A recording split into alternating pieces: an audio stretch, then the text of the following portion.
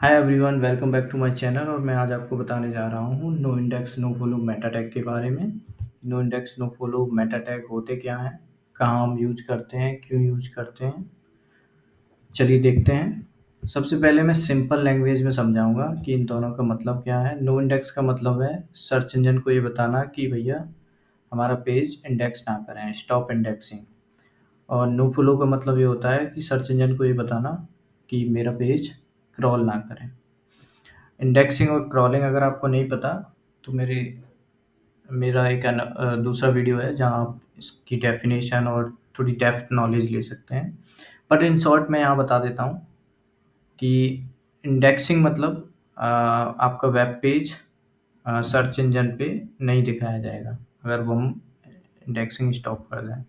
Crawling मतलब Google और any search engine आपके पेज को चेक नहीं करेगा, चेक या ब्राउज़ नहीं करेगा। इसका मतलब है, ये थोड़ा कॉम्प्लेक्स है समझना, कि अगर कोई web crawler, I mean search engine crawler, Google boat या बिंग बोट आपकी साइट पे आता है और यूआरएल वाइज पेजेस चेक करता है, फिर वो पेजेस के अंदर जाता है, फिर एचटीटीपी हेडर चेक करता है। सबसे पहले एचटीटीपी हेडर में हम स्टेटस कोड होते हैं, रेस्पॉन्स कोड होते हैं, जैसे कि 200 ओके, 404, 301 एक्सेट्रा।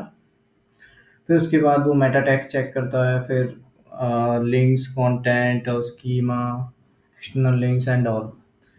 तो क्रॉलिंग का मतलब है कि आपके वेब पेज पे कोई क्रॉलर या सर्च इंजन क्रॉलर आया है और चेक कर रहा है ये सारी चीज़ें।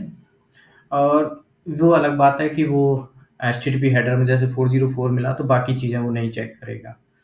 और अगर उसे नो इंडेक्स मिल गया तो फिर उसके बाद की चीज़ें वो नहीं चेक करेगा। तो वो डिपेंड करता है कि क्या टैग और क्या फंक्शनलिटी, क्या स्टेटस कोड है, कि वो कितना क्रॉल करेगा। लेकिन वो जो यहाँ पॉइंट है वो है कि वो क्रॉल ज़रूर करेगा। तो वो पेज आए, वो गूगल आपके पेज पे आएगा और बाकी चीज़ें चेक करेगा। कितना करेगा वो डिपेंड करता है कि वो कौन सा टैग लगा हुआ है। लेकिन सिर्फ चेक करेगा, उसे ही हम क्रॉलिंग कहते हैं सिंपल लैंग्वेज में।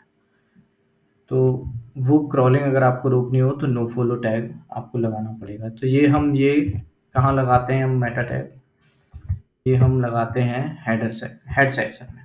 तो ये मान लो आपका एचटीएमएल है, तो 2 पार्ट होता है एचटीएमएल में, एक हेड सेक्शन, एक बॉडी सेक्शन। तो ये हेड सेक्शन के अंदर हमेशा लगाते हैं। ये इसका फॉर्मूला है meta name robots content no index no follow. इसमें कोई पैरामीटर या कुछ और ना हो, एग्जैक्ट सेम होना चाहिए, डबल कोट होना चाहिए, कॉमा होना चाहिए।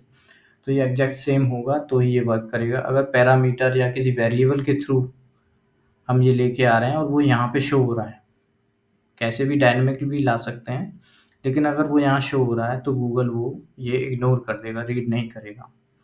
तो इस चीज़ का ध्यान रखना है। दूसरी चीज़ है इसमें कि नो इंडेक्स टैग हम यूज़ कहाँ करें, ये बहुत बड़ा क्वेश्चन है कि भाई इसकी ज़रूरत क्यों है। तो ये नो इंडेक्स और नो फॉलो ये बेसिकली क्या है, सर्च इंजन्स के स्टैंडर्ड है कि भाई ये अगर हमें मिलेगा, कोई भी सर्च इंजन हो सकता है, गूगल, याहू और कोई भी, सब यही स्टैंडर्ड फॉलो करते हैं। अब लेकिन इसकी ज़रूरत क्यों पड़ती है, क्यों लगाना पड़ता है? तो सबसे पहला कारण तो ये है कि बहुत सारे पेजेस होते हैं जो यूज़र्स के लिए होते हैं लेकिन सर्च इंजन्स के लिए नहीं होते। आप नहीं चाहते कि सिर्फ, आई मीन, वो थिन कंटेंट पेजेस भी हो सकते हैं, वो लॉग्ड इन यूज़र होता है, यानी कि लॉगिन पासवर्ड डालने के बाद ही देख सकता है, वो वाले पेजेस भी हो सकते हैं। तो उन केसेस में हम नो इंडेक्स ऐड करते हैं कि भाई ये पेज तो ज़रूरी है, साइट में होने तो चाहिए, लेकिन सर्च इंजन के लिए नहीं दिखाने, मुझे पब्लिकली नहीं दिखाने, शो नहीं करने। और लॉगिन करके ये चेक कर सके, या बहुत छोटे कंटेंट हैं, थिन कंटेंट है, कुछ ज़्यादा कंटेंट है नहीं लेकिन फिर भी यूज़र के लिए रखना ज़रूरी है, तो इस केस में हम नो इंडेक्स रख लेते हैं। डुप्लीकेट पेजेस हैं, किसी और साइट का कंटेंट आप कॉपी करके ला रहे हैं पर दिखाना ज़रूरी है, या फिर आपकी ही साइट का कंटेंट है वो डुप्लीकेट हो रहा है लेकिन आपको दिखाना ज़रूरी है। फ़िल्टर, सॉर्टिंग, इस तरह के आपके साइट में फंक्शनलिटी हैं, उनके केस में भी आप यूज़ कर सकते हैं। उस केस में कैनोनिकल भी यूज़ होता है, किसी-किसी केस में नो इंडेक्स भी यूज़ कर लेते हैं। तो डिपेंड करता है कि क्या रिक्वायरमेंट है। और टेस्टिंग साइट्स, लोअर एनवायरनमेंट जैसे क्यूए या स्टेजिंग की साइट्स होती हैं, जहाँ पहले लॉन्च करने से पहले साइट्स को चेक करते हैं। तो उस केस में भी आप नो इंडेक्स यूज़ कर सकते हैं। एक्सएमएल साइट में आपको नहीं चाहते कि यूज़र आई मीन गूगल या कंपटीटर, आप सॉरी गूगल तो चेक करेगा ही, कंपटीटर साइट्स आपका एक्सएमएल साइट में पता ना कर पाएँ। आप जीएससी में ही ऐड करोगे सिर्फ, और कहीं नहीं शो करोगे।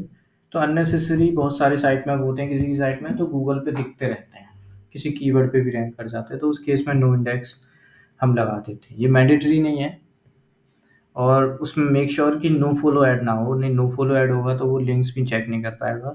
वो भी हम एचटीटीपी हेडर में ऐड करते हैं एक्सएमएल साइट मैप के अंदर। इसका एक अलग डिस्कस करेंगे हम नई वीडियो में। पर Yoast by default XML site map को नो इंडेक्स रखता है, तो ये आपको पता होना चाहिए। ये XML site map no index किए जा सकते हैं, इससे गूगल को कोई इश्यू नहीं है, पर नो फॉलो नहीं होने चाहिए वो। और कहाँ हमें यूज़ नहीं करना है, लॉगिन रजिस्टर पेज, ये बहुत थिन कंटेंट होते हैं, तो कई लोग भी कर देते हैं नो इंडेक्स इनको, पर इसकी ज़रूरत नहीं है। पॉलिसी पेजेस पे भी ज़रूरत नहीं है। डुप्लीकेट है तो उसे थोड़ा-सा यूनिक कर लें, लेकिन ज़रूरत नहीं है, क्योंकि गूगल को पता होना चाहिए क्या पॉलिसीज़ हैं। उसे अगर पॉलिसी पेज मिलते हैं तो वो एक ट्रस्ट फैक्टर भी माना जाता है। पेजिनेशंस पे भी नो इंडेक्स कई बार यूज़ करते हैं, लेकिन वो डू फॉलो रखते हैं, वहाँ नो फॉलो नहीं आएगा, ये ध्यान रखना है। तो वैसे रिकमेंडेड नहीं है, अगर आप यूज़ कर रहे हैं तो कर भी सकते हैं, पर रिकमेंडेड नहीं है। So thank you so much for watching this video.